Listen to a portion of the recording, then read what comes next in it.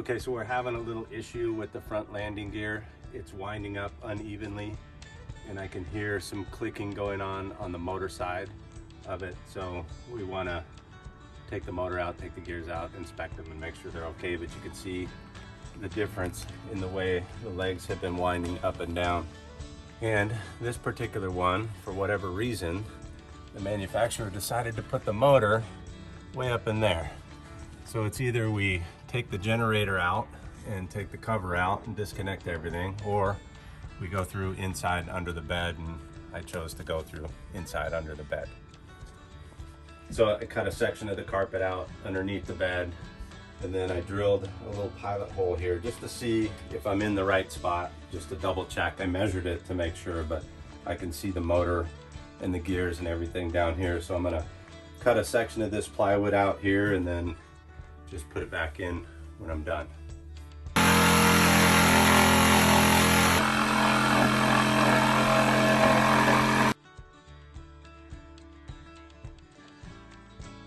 So I cut all the way around, and I tried to cut right on top of the metal so that when I put the piece back in, it's going to be strong.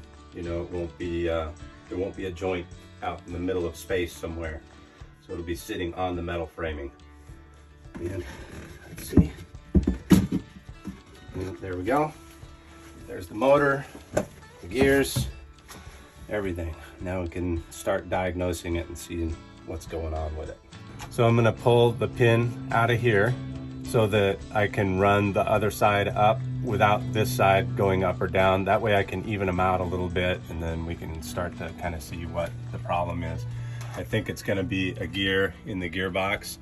We can hear kind of a loud clanking noise when we're running the gear up and down, and that's kind of been getting worse over the last couple of trips.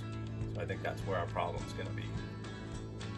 Okay, so I pulled the pin out of the landing gear on this side so that this side will stay stationary, and I can use the motor to run this side down to get them a little more even, just to make it a little easier to work on. And you'll see when I start running this down, you can hear the clunking noise on that side, and that's where I think the problem is. You can see how that leg is jumping a little bit.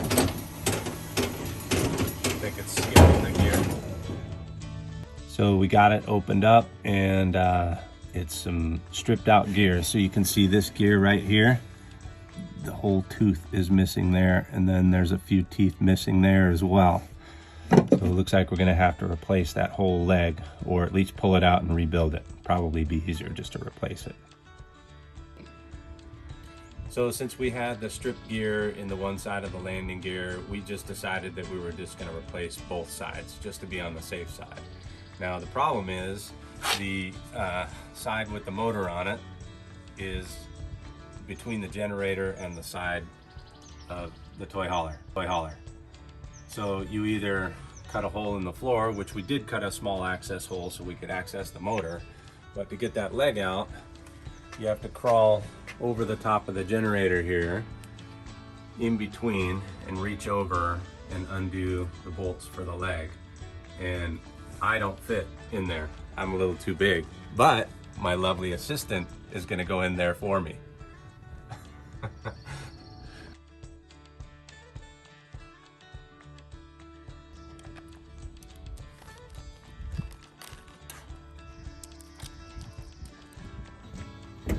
And here is my lovely assistant, crammed over the generator, but she is getting the bolts out.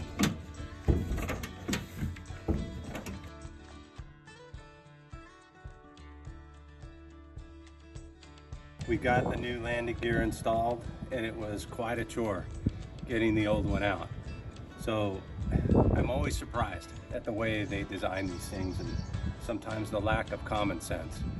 So we got all the bolts loose on the side with the motor on it, which was above the generator box. And this piece that attaches to here, that drives the gear that the motor sits on, was too big to fit between the frame of the camper and the generator box. So there was no way to get it out without sawzalling this off. So we sawzalled this off, got it out, The new one has the same exact length, so we couldn't put that back on the same side. So what we did is we switched it and we put the motor on the other side, which makes so much more sense because it's so much easier to get to the motor, to the parts that are most likely to wear out. Okay, new landing gears installed, both sides in, everything's working great.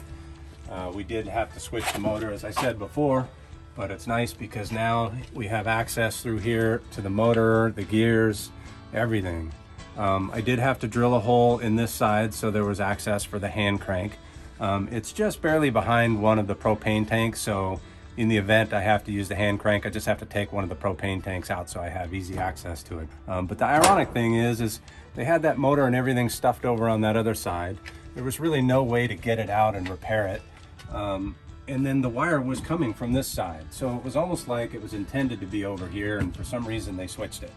So I don't know why, but there you go. Lack of common sense when they build these things.